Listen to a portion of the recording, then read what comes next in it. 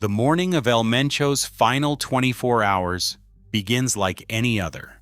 Then a chain of events is set in motion that no one inside the cartel saw coming. Nemesio Ruben Oseguera Cervantes was born in 1966 in the rugged hills of Michoacan, a region where the line between survival and the drug trade blurred early. His family worked the avocado fields, scraping by in a place where children often dropped out of school to help put food on the table. From a young age, Nemesio saw that hard work alone wasn't enough to escape poverty. By his teens, the fields around Aguililla were dotted not just with crops, but with patches of illegal marijuana, an open secret and sometimes the only way to make ends meet.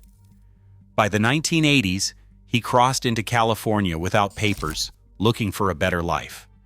Instead, he found himself caught up in the world of heroin trafficking, arrested more than once, and eventually serving time in a United States prison. At age 30, after 3 years behind bars, he was put on a plane and deported back to Mexico. The United States closed its doors, but it also set him on a new path. Back home, Oseguera wore a police uniform for a short time in Jalisco, patrolling streets in Cabo Corrientes and Tomatlan. But the badge offered little protection or opportunity. He soon left law enforcement behind and entered the criminal world for good, joining the Milenio cartel as an enforcer. Marriage to Rosalinda Gonzalez Valencia, whose brothers ran Milenio, tied him to a powerful family network. Together, they had 3 children. One, Ruben Oseguera Gonzalez, would later follow his father's path, only to end up in a United States prison for life. From the start, Oseguera learned to trust few, keep his movements hidden, and rely on silence. The secrecy that defined his later years took root in these early days, shaped by poverty, exile, and the knowledge that the world he moved through offered no second chances. By 2025, Nemesio Oseguera Cervantes was no longer just another name in the shadows of organized crime. In Washington, his photograph hung in the halls of the Drug Enforcement Administration, stamped with a $10 million reward from DEA and a $15 million bounty from the U.S. State Department, the highest ever offered for a Mexican cartel leader. The State Department's official notice, issued in February 2025, did not just call him a trafficker. It named him the architect of a foreign terrorist organization, a label reserved for those whose violence and reach cross borders and threaten national security. That designation was more than a diplomatic gesture. It unlocked new legal powers, widened the scope for U.S. intelligence, and signaled to allies and rivals alike that El Mencho was now a top-tier international target. Every major law enforcement agency, from the Drug Enforcement Administration to Homeland Security, listed CJNG as a priority threat. The wanted posters, printed in English and Spanish, detailed his aliases, physical features, and the staggering sums attached to any information that could bring him in. The message was clear. El Mencho's capture was not just a matter of Mexican justice, but a test of binational resolve. His name became shorthand for a new era of cartel warfare, one defined by military-grade firepower, encrypted communications, and a willingness to confront the state head-on. This escalation set the stage for an intelligence campaign unlike any before it. The hunt for El Mencho was now a matter of policy, not just policing. Behind every satellite sweep and intercepted call, the weight of 2 governments pressed in, determined to end the myth of the untouchable kingpin. CJNG's grip stretches from the Pacific coast deep into Mexico's heartland. At its center stands Jalisco, the stronghold, but the organization's reach extends far beyond. In Michoacan, the cartel's presence is rooted in the same rural valleys where Oseguera grew up, blending local loyalty with intimidation. Guanajuato, once known for industry and quiet towns, now sees CJNG banners draped from overpasses, a warning and a claim. Nayarit, Colima, and Veracruz round out the core, each territory managed by regional bosses who answer directly to the top. Control of the port of Manzanillo gives CJNG its most valuable gateway. Here, shipments of precursor chemicals from Asia slip past customs, feeding labs that churn out methamphetamine and fentanyl bound for the United States. Manzanillo isn't just a transit point, it's the engine room. The port's revenue eclipses that of many legitimate businesses, and its security is enforced by both bribes and bullets. CJNG's business model is built on more than drugs. Extortion, known as piso, brings in steady cash from businesses, street vendors, and even local governments. Fuel theft, or huachicoleo, siphons millions from state pipelines. The cartel has moved into kidnapping, illegal mining, and arms trafficking, each operation managed by specialized cells. Diversification shields the organization from law enforcement crackdowns and market swings. The cartel's structure is cellular, designed for resilience. Local cells operate with autonomy, but send a cut of profits up the chain. This networked approach allows CJNG to survive arrests, betrayals, and even the loss of high-ranking leaders. When federal forces raid one plaza, another adapts or retaliates. The chain of command is clear, but succession is always contested, making the organization both powerful and volatile. CJNG's influence is visible in everyday life. In some towns, their presence is marked by armored convoys and public displays of firepower. In others, it's quieter. Protection rackets, social aid, or sponsorship of local festivals. The group's propaganda paints them as defenders of the people, but the reality is a climate of fear and dependency. With estimated assets in the tens of billions, CJNG rivals multinational corporations in scale. Its operations span 5 continents, supplying meth, fentanyl, cocaine, and heroin to markets in the United States, Europe, and Asia. The cartel's footprint is so vast, and its business so embedded in local economies, that removing a single leader is only the beginning of a much larger fight. For more than a decade, the pursuit of El Mencho unfolded in the shadows, an unbroken vigil maintained by teams on both sides of the border. In windowless rooms from Mexico City to Washington, anonymous analysts sifted through intercepted calls, financial records, and satellite feeds, piecing together fragments of a life lived on the run. The operation was never a solitary effort. It drew on the combined force of SEIDO, DEA, Homeland Security, and a web of liaison officers embedded in federal agencies, case files, some stretching hundreds of pages, passed between desks in both countries, each update adding a new layer to the portrait of a man who seemed to vanish just as the net closed in. By 2025, surveillance had become routine. Every phone call, every bank transfer, every movement near CJNG territory was logged and cross-referenced. Patterns emerged: encrypted chats on Signal and Telegram, burner phones replaced weekly, cash couriers changing routes at the first sign of trouble. Mexican and American units shared not just intelligence, but personnel. Analysts from the DEA posted in Mexico City, SEIDO officers seconded to U.S. field offices. Their collaboration was formalized in joint task forces, with daily briefings and encrypted channels linking command centers across the continent. The architecture of this partnership was designed for resilience. When one channel went dark, another opened.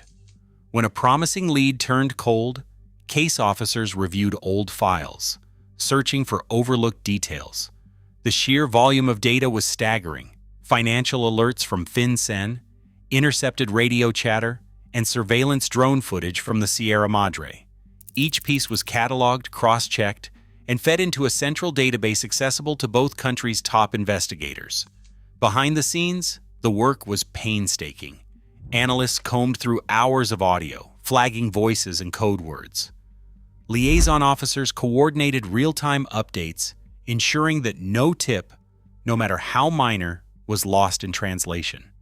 Over time, the Joint Task Force built a playbook for tracking a man who trusted no one, moved without warning, and changed hideouts as often as he changed phones. This binational surveillance effort did not yield instant results. Years passed with near misses and dead ends, but the groundwork laid by these teams would prove essential. When the final tip did arrive, the machinery was already in place to act, swiftly, decisively, and with a level of coordination impossible without years of shared labor. The stage was set for the next move. All that was needed was a trigger. At 4 a.m, a single WhatsApp message landed on a SEIDO officer's encrypted phone. The sender called himself El Angel, a mid-level logistics man inside CJNG, trusted to coordinate fuel thefts across Colima. His words were blunt. He had the exact GPS coordinates of a remote cabin near Tapalpa. The price of betrayal was personal. For months, El Angel had watched as his share from a failed fuel run, $120,000, went unpaid, while bosses higher up dismissed his calls and ignored his threats. In CJNG's world, loyalty was currency, but debts could turn a trusted insider into a liability overnight. The message was not a bluff. Embedded in the chat was a string of numbers, precise down to the decimal, marking a spot deep in the pines. Within minutes, SEIDO analysts ran the location through their database. It matched a property linked to a CJNG front company, one that had surfaced in a flagged FinCEN crypto transfer just days before. El Angel's decision was not driven by fear or ideology. It was business, a final act of revenge against those who had cut him out. As soon as the coordinates hit the task force's screen, the routine of surveillance gave way to urgency. For the first time in years, both sides knew the clock was running. The myth of absolute loyalty inside CJNG had cracked, and the countdown to El Mencho's last day began. Inside CJNG's command structure, the hours after the leak brought anything but unity. Two voices rose above the rest: L85, the senior lieutenant known for his calculated moves, and El Sapo, whose reputation was built on raw aggression. Each man believed he could steer the cartel through the storm, but their visions could not have been more different.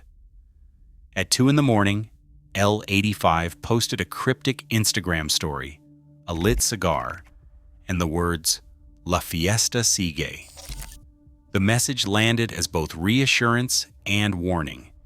His orders filtered through trusted intermediaries: keep the plazas calm, avoid open confrontation, protect the families. He leaned on restraint, betting that a show of discipline would preserve CJNG's power base while authorities hunted for a single target. El Sapo moved in the opposite direction. By dawn, his voice crackled over a secure radio frequency, calling on crews to prepare for rapid withdrawal and, if needed, to strike at anyone threatening the cartel's assets. The broadcast reached safe houses across Jalisco and Colima, and within hours, armored pickups and cash convoys began shifting routes. His message was clear: survival required action, not patience. The result was chaos. Local bosses received mixed directives. Some were told to stand down, others were told to move or to fight. In Guadalajara, a convoy reversed course twice in one morning. In Michoacan, gunmen abandoned a checkpoint mid-shift, unsure whose orders to trust. The leadership vacuum was no longer theoretical. It played out in real time, with every conflicting message deepening the sense of fracture at the heart of CJNG. 3 separate breakthroughs landed almost at once. At headquarters, a GPS ping from a convoy near Tapalpa lit up the map, narrowing the search to a 30-kilometer radius. Minutes later, a flagged cryptocurrency transfer of $250,000 linked to a CJNG front company confirmed the cabin's owner. Someone trusted enough for high-level meetings, but not on any official watch list. The final piece arrived from orbit. A commercial satellite image captured a single-story stone house, 2 pickups moved since dawn, and thermal signatures showing human presence as the sun dipped low. The intelligence triad left little doubt. This was the place. In the command center, analysts relayed coordinates to the field. The order was clear. Move now before the target vanished again. 45 operators from the Batallón de Fuerzas Especiales loaded into 3 Black Hawk helicopters, joined by unmanned aerial systems circling overhead. The assault team flew low through the dusk, hugging the ridgeline. Every second was calibrated to avoid detection. On the ground, radio silence held. Commanders tracked the Blue Force positions in real time, every movement mapped against the satellite feed. In Mexico City, the Joint Operations Center authorized the strike, green lights flashing across encrypted screens. For the first time in years, the sense of certainty outweighed the risk of another ghost chase. The manhunt had gone live, not on rumor, but on a convergence of digital footprints, financial trails, and heat signatures impossible to fake. What began as a slow burn had erupted into a full-scale assault, the clock ticking down to confrontation. Within hours of the official announcement, highways across western Mexico ground to a halt. Burning vehicles blocked major routes in Jalisco, Guanajuato, and Michoacán, with reports of fires erupting in city centers and rural crossroads alike. The violence was not limited to a single flashpoint. In Guadalajara, a convoy of gunmen set fire to buses and delivery trucks, sending black smoke over the skyline. Local news tallied dozens of arsons, with at least 20 incidents confirmed by the end of the first day. Municipal officials received threats, and at least 3 towns reported gunfire near police stations. For families caught in traffic, the chaos felt immediate and personal. Parents carried children through fields to escape burning roadblocks.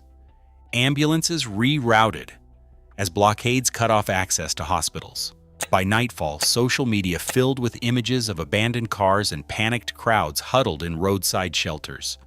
Federal authorities counted hundreds of road closures before sunrise, with the National Guard deployed to clear barricades and restore basic movement. Despite the show of force, cartel cells regrouped quickly, shifting tactics from open confrontation to targeted attacks. The violence left neighborhoods on edge, businesses shuttered, and thousands of residents sheltering in place, unsure when it would be safe to return home. In Washington, officials hailed the operation as proof that relentless pressure and intelligence sharing could bring down even the most elusive cartel leader. The State Department credited advanced financial tracking and satellite imagery for tipping the scales, and Mexican authorities insisted the victory was a matter of national sovereignty, a homegrown response to years of bloodshed. Yet beneath the official statements, a deeper debate continued to simmer. Policymakers and scholars pointed to a familiar pattern, the so-called kingpin strategy, celebrated in press conferences, often left the underlying machinery of organized crime untouched. The weeks after El Mencho's death saw a 22% surge in homicides across the affected regions. Extortion complaints doubled, and thousands of residents fled their homes seeking safety far from the cartel's reach.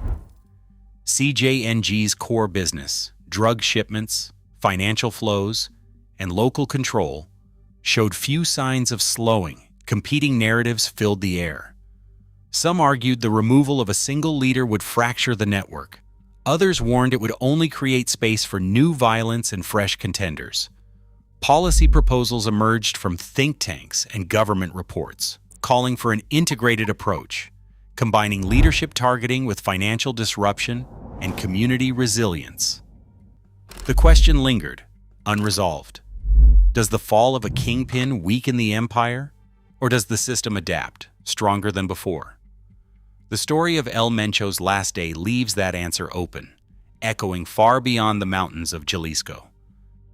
Tonight, another cartel boss is gone. The machine he built endures.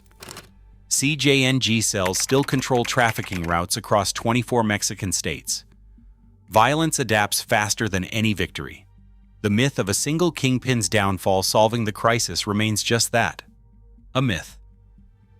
The real reckoning isn't in one man's final hours, but in what rises after. What do you think? Drop your perspective below.